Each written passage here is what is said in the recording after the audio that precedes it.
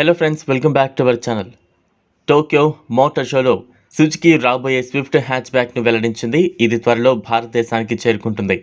కొత్త 2024 Maruti Suzuki Swift mechanical అప్డేట్లతో సహా అనేక మార్పులను చూస్తోంది. దాని 4వ తరంలో స్విఫ్ట్ 2024లో భారతదేశానికి వస్తుందని భావిస్తున్నారు. స్విఫ్ట్ అనేక మార్పులు, కొన్ని కొత్తవి, కొన్ని అప్డేట్లు మరియు అనేక సాంకేతిక యాడ్ ఆన్లను పొందుతోంది. కొత్త సుజుకి స్విఫ్ట్ డిజైన్ కొత్త గ్రిల్ను కలిగి ఉన్న ప్రస్తుత తరం మోడల్ యొక్క పరిణామం. హ్యాచ్ బ్యాక్ అదే హెడ్లైట్ డిజైన్ను మరియు మొత్తం సిల్ హౌట్ను కలిగి ఉంది. ఇది కారును భారతదేశంలో ప్రాచుర్యం పొందింది. టైల్ ల్యాంప్లతో సహా వెనుక డిజైన్ కూడా ఒకేలా ఉంటుంది.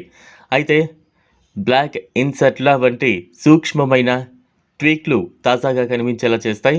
సైడ్ నుండి 2 గుర్తించదగిన డిజైన్ మార్పులు ఉన్నాయి మరియు మొదటిది వెనుక డోర్ హ్యాండిల్స్.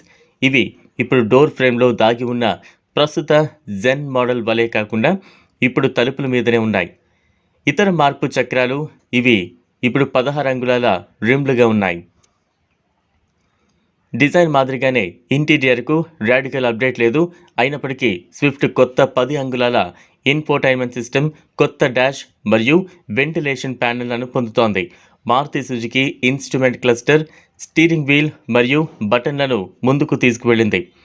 అయితే కొన్ని సాంకేతిక నవీకరణలు ఉన్నాయి మరియు 2024 సుజుకి స్విఫ్ట్ ఇన్ఫోటైన్మెంట్ సిస్టమ్ కోసం ADAS స్థాయి 2 మరియు ఇతర భద్రతా లక్షణాలతో పాటు కొత్త OSని పొందుతుంది.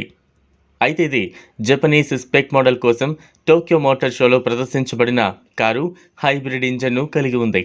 అయితే ఆటో కార్ ఇండియా నివేదిక ప్రకారం 2024 స్విఫ్ట్ కొత్త 1.2 లీటర్ 3 సిలిండర్ ఇంజన్ను పొందవచ్చు.